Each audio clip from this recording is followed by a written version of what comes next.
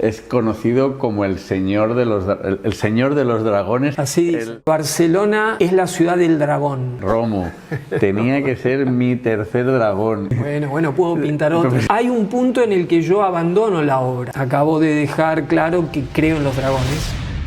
Hola a todos, hoy ha venido a Corner for Art a visitarnos mi queridísimo amigo y grandísimo artista de arte fantástico, Ciruelo Cabral. Hola Ciruelo. Sergio. ¿Qué tal, Sergio? Gracias por esas palabras. Muy bien, muy contento de estar. ¿Qué te ha parecido la introducción? Excelente, te agradezco y eso demuestra que somos grandes amigos, lo he hecho solo por eso. Para quien no lo conozca, es conocido como el señor de los dragones, Ciruelo. Así dice. Sí, el señor de los dragones. Pues explícanos tú el porqué. ¿Qué tiene que ver Ciruelo y los dragones? Básicamente porque en los últimos 40 años me he especializado en dragones y he hecho trabajos que han tenido una proyección internacional, entonces digamos que se me conoce a través de mi trabajo como especialista en dragones. Bueno, el arte fantástico me acompaña desde que soy muy pequeño. Todo lo que sea fantástico o mitológico incluso era lo que me interesaba desde muy chiquito. Y cuando me convertí en artista profesional a los 18 años, yo tendía hacia el arte fantástico. Lo que pasa es que en ese momento tuve que empezar a trabajar en publicidad, en editorial, haciendo un poco todo lo que podía para ganar dinero, pero mi intención siempre estaba en venir hacia los terrenos fantásticos. Para eso, estoy hablando de Buenos Aires, pero para lograr lo que yo quería, que era dedicarme 100% a esto, fue que tuve que venir a vivir a Barcelona, año 1987, y eso fue porque el mercado de Barcelona en ese momento era un mercado muy importante a nivel internacional dentro del cómic y del arte fantástico, y aquí sí que encontré la manera de poder vivir haciendo solamente lo que me interesaba, que era arte fantástico. Y fue aquí en Barcelona donde me encontré directamente con los dragones, porque Barcelona es la ciudad del dragón por muchos motivos. Quizás el más importante es que el patrono de Cataluña, en general la región, es San Jorge, San Jordi, que está asociado a la figura del dragón porque lo domina, lo mata, por así decir, que no es una figura que a mí me guste. Pero bueno, en las fiestas populares de Cataluña, que hay miles, en cada pueblo tiene varias fiestas importantes, una que es la más importante generalmente al año, la gente suele representar la figura del dragón a través de disfrazarse como drags y salir por las calles en procesión, con fuegos artificiales. Entonces diría que dentro de lo que es esta dicotomía de San Jorge matando al dragón, el dragón tuvo más popularidad que San Jorge. San Jorge que el pobre. Yo no he visto a nadie disfrazado de San Jorge el pobre por las calles. Ha pasado a mejor vida. Bueno, y fue aquí también que yo, trabajando para la editorial Timun Mas, a partir del año 87, hice muchas portadas de literatura fantástica donde el dragón era la figura principal, y tuve la oportunidad con Timun Mas de crear un libro que es el Gran Libro del Dragón, que también a partir del año 90 se publicó en Inglaterra, en Paper Tiger, y ese libro me abrió las puertas en todo el mundo y al mismo tiempo me especializó en los dragones. En la temática de dragones. De dragones, como estas piezas que has traído hoy aquí son representativas de tu obra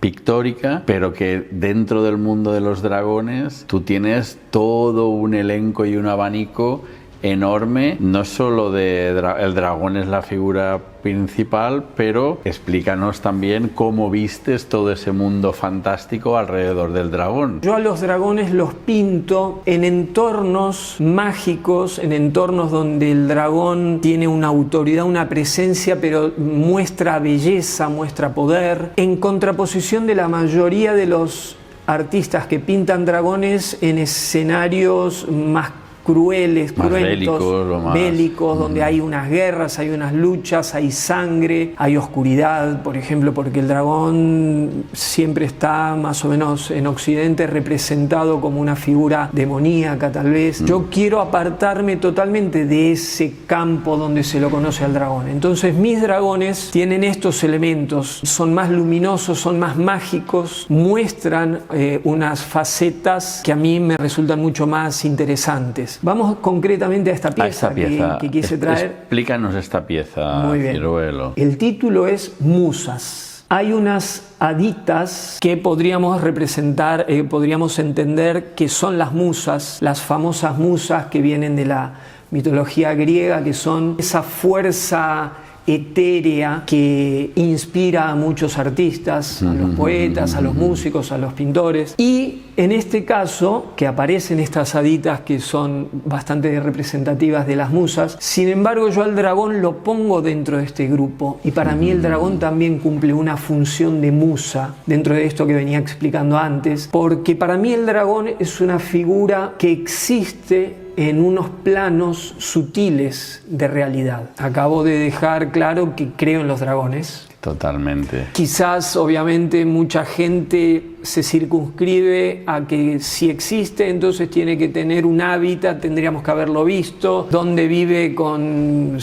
toda su anatomía en cuevas, y si tiene crías, como si fuese un animal más. Pero para mí el dragón precisamente es un ser interdimensional. Podría tener una presencia en este mundo tridimensional en el que vivimos, podría aparecer en algún momento dado, pero básicamente tiene la capacidad de vivir en otras dimensiones. Entonces, el dragón para mí es un ser mágico, un ser que tiene atributos que exceden lo que es la física o las leyes de la física que nosotros conocemos, a las que se somete cualquier animal o incluso nosotros, y entonces le doy ciertos atributos que no se los estoy dando yo. Estos, digamos, en la literatura, en la mitología ancestral, no solamente de pueblos europeos que dejaron escrito como los griegos o incluso antes los sumerios, sino otras culturas que no dejaron cosas tan reconocibles como escrituras. Estoy hablando de culturas ancestrales de América, por ejemplo, o de Asia, por ejemplo. Digamos que en todas las culturas el dragón tiene características mágicas, tiene estas características que trascienden las dimensiones. En esta pintura es eso lo que quiero mostrar. Yo te quiero hacer primero, sí, antes, dos preguntas o adelante, dos consideraciones muy rápidas. Primero, el mundo las personas, nosotros vemos un dragón y la percepción que cada uno de nosotros tenemos de un dragón es muy diferente. ¿Qué es un dragón para ti? La definición de dragón es, primero, es un reptil. Segundo, tiene las capacidades que para mí son muy interesantes. Cuando lo dibujo me parece una de las características más importantes, que tienen la capacidad de habitar el planeta en todas sus formas, en todos sus aspectos. Por ejemplo, puede nadar por la profundidad de los mares, que los mares son infinitamente profundos. El ser humano no ha llegado a más de, creo que, 4.000 metros, el ser humano, de profundidad, porque ya a partir de ahí la presión es tan grande que es imposible. Y el dragón podría. El dragón también tiene una relación con el fuego, con lo cual lo que son los volcanes, que tienen también una conexión con el centro de la Tierra, supongamos, con el magma, con la lava. El dragón podría nadar en esos océanos de lava que hay dentro de los volcanes. Puede caminar por la Tierra porque tiene patas. El dragón europeo incluso tiene 4 patas, además de las alas. Y puede volar porque tiene la capacidad de volar. En el caso del dragón europeo, porque tiene alas. En el caso del dragón oriental no tiene alas, pero sin embargo vuela. Tiene la facultad de poder... Tiene la facultad de volar por una cuestión mágica, indudablemente. El dragón europeo es como que se lo representa más como un ser tridimensional. Responde también a que la característica de Europa o del mundo occidental en esas épocas, que Occidente era Europa, era como una mentalidad más materialista, en contraposición con Oriente, que era mucho más espiritual, aún hoy, en todas sus aspectos y sus historias, leyendas, mitología. Entonces el dragón occidental tiene que tener estas características más animalescas, ¿no? Poder volar con alas. Entonces, lo que sí tiene otro atributo, que es inteligencia total, incluso quizás en la mayoría de los casos superior a la del ser humano. Es una evolución superior a la del humano porque es más antigua que el ser humano. En todas las culturas se refieren al dragón como un ser primigenio. No olvidemos que el planeta Tierra, desde el punto de vista paleontológico, estuvo habitado durante no sabemos qué cantidad de millones de años por dinosaurios, que eran reptiles. Con lo cual es un planeta reptil en el que vivimos. Los mamíferos tenemos una presencia bastante joven en nuestro universo. En este universo planetario. Entonces, el dragón viene más entroncado con una evolución que podrían haber hecho los dinosaurios. Una evolución que lo llevó a trascender la fisicalidad y lo convierte en un ser más metafísico, que es así como se lo reconoce en todas las culturas ancestrales que se refieren a los dragones. ¿Hay tipos de dragones? ¿Podrías explicar brevemente qué tipos de dragones? Todo esto te lo pregunto porque luego me gustaría que toda esta explicación que tú haces de lo que es el concepto, ese concepto no tan genérico de lo que es un dragón, sino más específico, luego lo llevemos a cada una de las pinturas que tú haces y nos expliques qué relación tiene este tipo de dragón o otro, o qué te pasa por la cabeza a ti cuando... Entonces, vamos por partes. Tipos de dragones. Bueno, básicamente acabamos de mencionar que en Oriente, en Asia, por ejemplo en China, en Japón, en Indonesia o diferentes incluso en India, los dragones no tienen alas. Sin embargo, todas las demás características que se reproducen en esculturas que ellos vienen haciendo hace milenios, tienen cuernos, por ejemplo, o tienen crestas, o sea, tienen un desarrollo en sus escamas, en los patrones de sus escamas, que es riquísimo y que es reconocidamente dragonil. Entonces, ya partiendo de estas diferencias, son diferentes clases de dragones, al margen de lo que podrían ser sus aptitudes, porque en la mayoría de las culturas se los relacionan con fuerzas de la naturaleza. Por ejemplo, hay dragones que están más relacionados con el agua. En general los dragones están muy relacionados con el agua, los mares, los ríos, los lagos, pero también está el otro dragón que está más relacionado con el fuego. Y en general en todas las culturas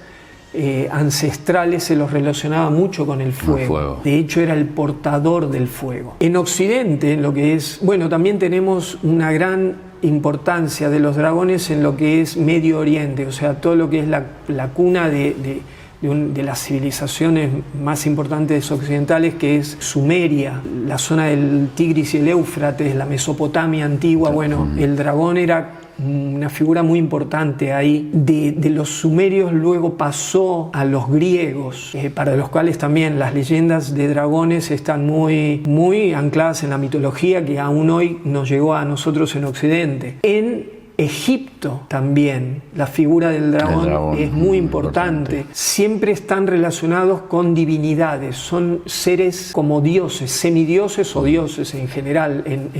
En Egipto así lo era también. Y después, bueno, tenemos ya Occidente, tenemos todo lo que es a través del Imperio Romano. Bueno, tenemos dragones en la Biblia, Leviatán, etc. Justamente la Biblia se compone de las culturas griega, romana, incluso sumeria. Porque en el Enuma Elish, que es el libro de los sumerios, hay muchísimas cosas que tienen que ver con... Que hacen referencia al dragón, y la Biblia también toma muchas cosas que están referenciadas en el Enuma Elish. Entonces también tenemos todo lo que es, en Europa tenemos todo lo que es la tradición de las culturas nórdicas, todo lo que viene a través de los vikingos, de las tribus germánicas del norte de Europa, y que después desemboca en todo lo que es, los celtas, el mundo celta. Aquí en España el mundo celta fue muy importante, la mitad de la península era celta, y para los cuales el dragón era una figura clave, era una figura también muy relacionada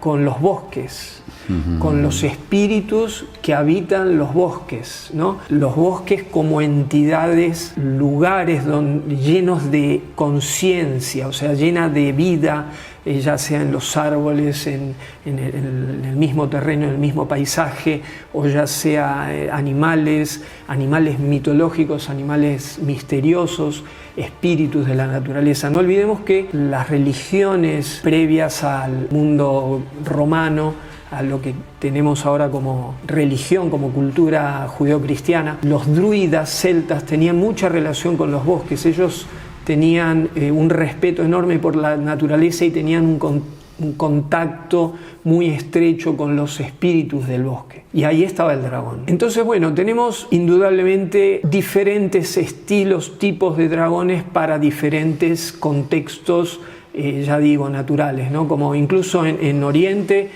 y en muchos lugares se los relaciona con las tormentas, con los huracanes, con las lluvias, porque son fuerzas de la naturaleza que el ser humano, podríamos decir, no quiero caer en decir, no entendía en aquellas épocas la naturaleza como un científico hoy puede explicarla, entonces atribuían esas fuerzas a dioses o figuras medio fantásticas, mitológicas, porque yo creo que sí hay algo de eso. O sea, para mí todo lo que es la naturaleza es un conjunto de conciencias, ya sea en lo vegetal, en lo animal o incluso en lo mineral, entre las cuales nuestros antepasados se movían con mucho más conocimiento del que nosotros tenemos ahora. Toda esta civilización en la que vivimos, que es muy cientificista, básicamente desconoce o ignora o quiere dejar de lado ese concepto animista que se tenía en el pasado con estas fuerzas de la naturaleza, ¿no? Y el dragón está entroncado con todo eso.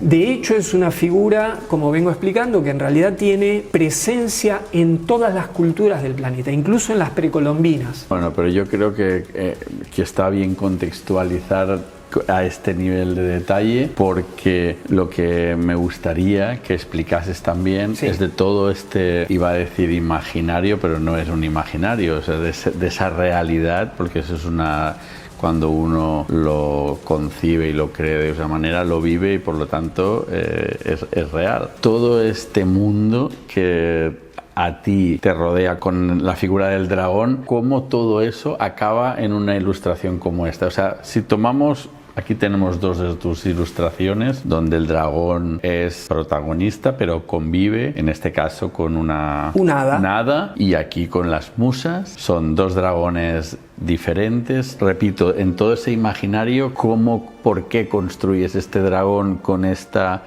características? ¿Por qué construyes este dragón con estas características? ¿Y qué tiene cada uno de todo lo que nos acabas de explicar ahora mismo? ¿Cuál es tu proceso mental a la hora de enfrentarte a un lienzo en blanco? ¿Qué ejercicio mental hay ahí y cómo se transforma en una pieza como esta? Has dicho ejercicio mental, y en realidad lo que yo intento hacer es dejar la mente de lado y que sea un ejercicio más intuitivo, que es lo que me apasiona de mi arte. Y la diferencia, en algún otro vídeo quizás podemos explorar detallar más estos terrenos de los que estamos hablando, el mental o el intuitivo. Para mí, yo dejo, y lo que quiero lograr es que mi imaginación desarrolle todo el concepto de una pintura antes de que yo me ponga a pintar directamente sobre la tela, ¿no? Quiero tener las imágenes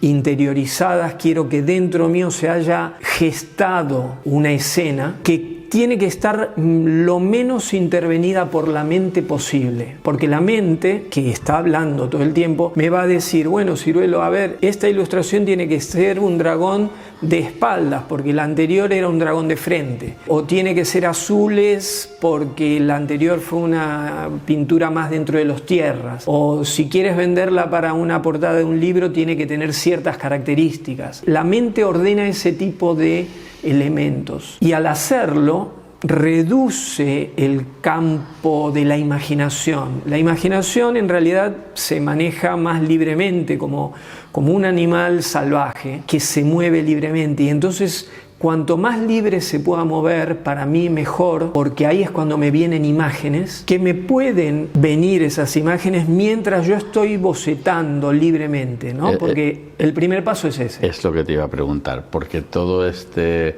proceso te lleva primero a bocetar algo. Sí. porque tú no tienes, o sea, esta capacidad que tú no esa capacidad, todo ese proceso que es parte inconsciente de lo que va a ser el primer paso para desarrollar una pieza, tú no lo llevas directamente al lienzo, primero lo trabajas. ¿Cómo? ¿Cuál es el proceso? Lápiz sobre papel. Básicamente, digamos que aparte es lo más mágico porque es lo más simple, es un lápiz y un papel blanco, o sea, el minimalismo puro que me apasiona por eso, y de ahí, de unas líneas, empieza a surgir un mundo, o sea, esa es la magia del arte, materializar algo que está dando vueltas en un campo imaginario. Ese primer paso para mí es divertidísimo y es sagrado. Ambas cosas a la vez. Pero eso ya queda totalmente reflejado en el lápiz, ahí ya está todo, o eso es solo una primera fase. Eso puede ser una primera fase. Indudablemente puedo tener también preliminares que sean muy básicos, muy simplemente de unas guías básicas, o puedo llegar a hacer un lápiz muy acabado, ¿no? Que a veces incluso lo quiero hacer para determinar ciertos detalles, patrones, como en este caso que hay unos patrones en las escamas que tienen un diseño. Eso lo concreto antes en el lápiz. En el lápiz. Antes de ir al óleo. Si tomásemos esta pieza como referencia, sí. Tuviésemos aquí la posibilidad de ver ese lápiz, ¿cuánto de ese lápiz hay aquí? ¿Sabes lo que te quiero decir? Sí, o sea, sí, de ese primer ejercicio, ¿cómo evoluciona ese lápiz hasta esta pintura final y no sé qué porcentaje o qué tanto de esa idea plasmada aquí acaba pintándose en el óleo? En este caso concretamente, prácticamente el 90% de toda la figura fue muy delineada ya en el lápiz. O sea, muy definida previamente en el lápiz. ¿Y en esta pieza, por ejemplo? Esta no. Esta fue completamente al revés. Que también es otro método que me encanta, partir de manchas, partir del caos. Esta pintura partió así, pero partió así de la mancha sobre el lienzo ya. Sí.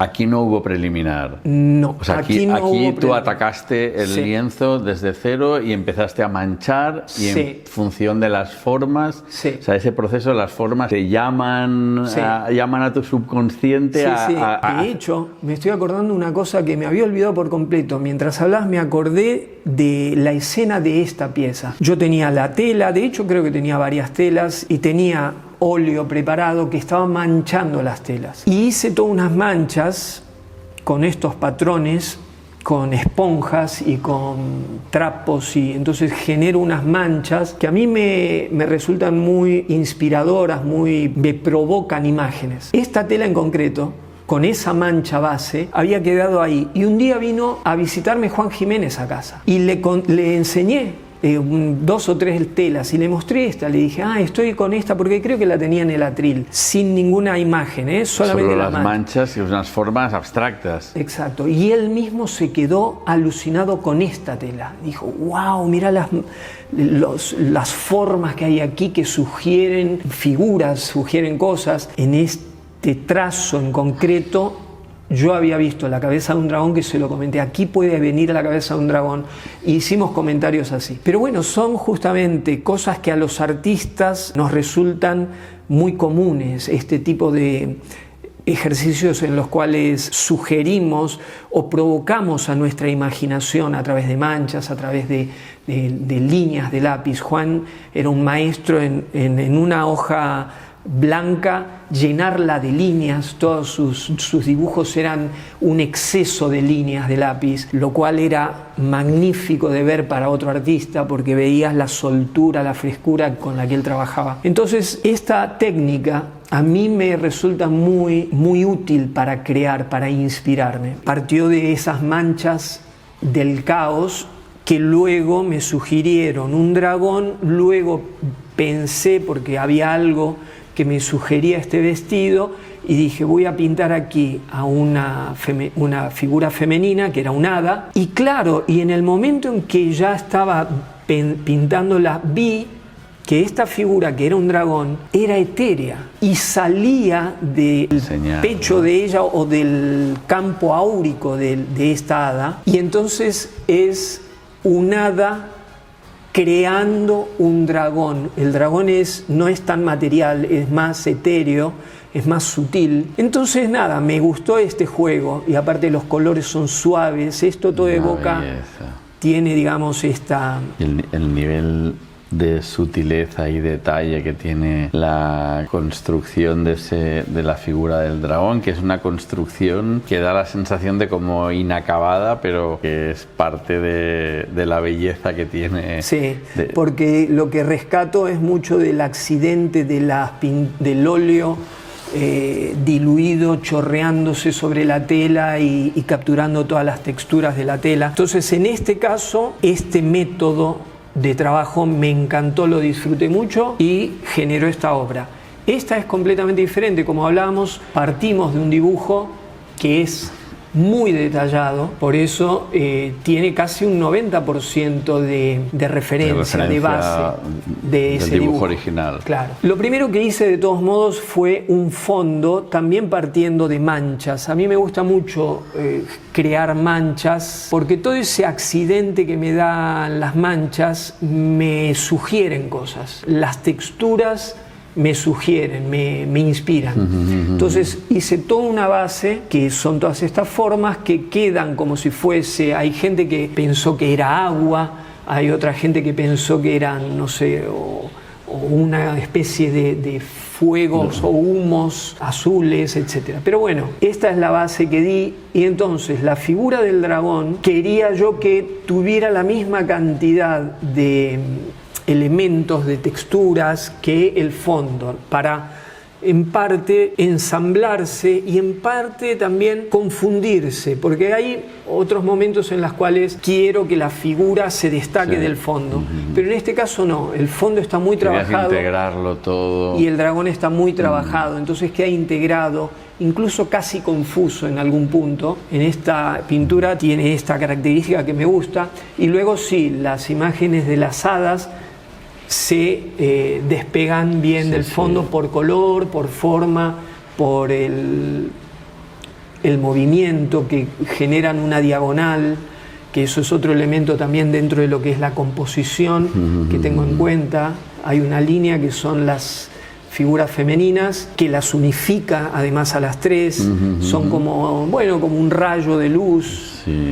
Una cosa que es muy sutil, muy propia de lo femenino, de las hadas, con su color que las hace luminosas, casi transparentes, y la figura del dragón en contraste es muy reptil, incluso un poquito agresiva, con esas púas, esas puntas, las crestas, los cuernos. Me parece muy varonil este dragón. Sí. Hay otros dragones que yo además tengo con Maffer, con mi mujer tengo siempre la discusión, tú lo conoces muy bien, de si son dragones o dragonas. Sí. Y ahí andamos siempre con nuestras peleas. Estamos hablando y tú nunca nos lo aclaras. O sea, eso ya queda, porque estamos hablando de un par de originales que me compraste, como coleccionista que eres apasionado. Y sí, bueno, hay un punto en el que yo abandono la obra. Yo genero mi historia cuando la estoy pintando, pero cuando la ve otra persona y interpreta su mundo, yo jamás le digo que eso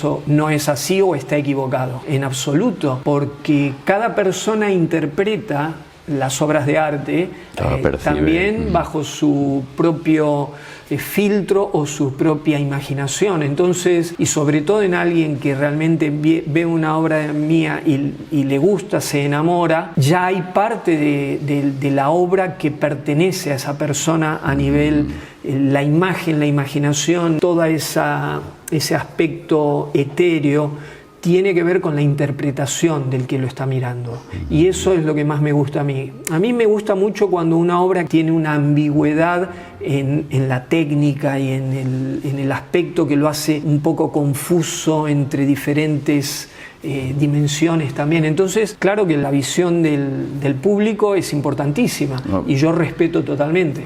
Hemos comentado muchísimas veces, horas y horas y horas de charlas, pero yo tengo la percepción, y eso es algo que tú me has insistido en muchas ocasiones, que es que normalmente no es la persona que elige a una pintura del dragón, sino que es el dragón que elige a quién va a ser su próximo dueño, ¿no? ¿Es así? Es así, me gusta, indudablemente, yo soy un artista y todo lo que acabo de explicar, que es previo a una pintura o incluso en la pintura, que es un juego de la creatividad, continúa con el aspecto de una pintura que es adquirida por otra persona, y para mí obviamente tiene mucho de fantástico el hecho de que una persona en concreto, como en el caso de Romuald Fons, que se compró aquella pintura del Ojo del Dragón, cuando él la vio se enamoró y él dijo que me la quitó, etcétera. Me la quitó porque tenía que ser mi tercera Romo, tenía que ser mi tercer dragón y... Bueno, puedo pintar otro. No, y el preliminar de ese Ojo de Dragón, que yo había hecho un boceto previo a ese, que también es un óleo sobre tela más pequeño, lo compró Filippo. Ah, sí, lo tiene Filippo. Lo compró también. Filippo Letier. Entonces, hablábamos de que sí, hay una magia que está siempre rondando el arte, y sobre todo arte que es tan fantástico, que para mí es sagrado y merece que lo dejemos librado a nuestra imaginación y a este tipo de consideraciones mágicas y fantásticas. No, lo que yo tengo 2 dragones tuyos en casa, y en otro vídeo sí que me gustaría explicar lo que se siente teniendo un dragón en casa, que es toda una experiencia, ¿eh? Eso ya lo tienes que explicar. Un día yo lo explicaré detalladamente, porque uno cuando tiene uno de los dragones es uno más que vive en casa. O sea, esto no es que uno coja y se ponga... No. Se pasa a ser miembro de la familia, y algunos...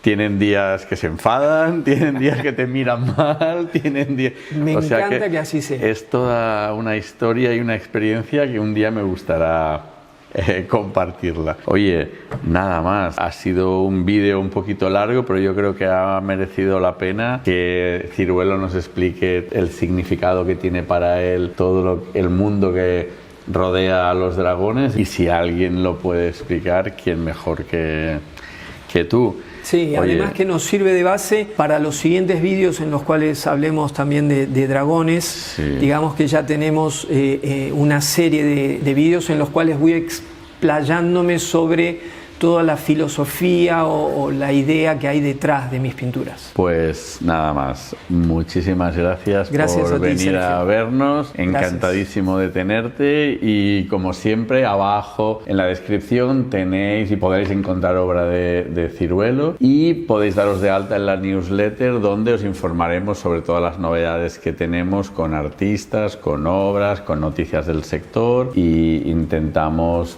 poquito a poco ir explicando pues cosas que nos van pasando aquí en el estudio y que nos gusta compartir con todos vosotros. Nada más, muchas gracias, Ciruelo, de nuevo gracias. Gracias. Y que vaya bien. Chao.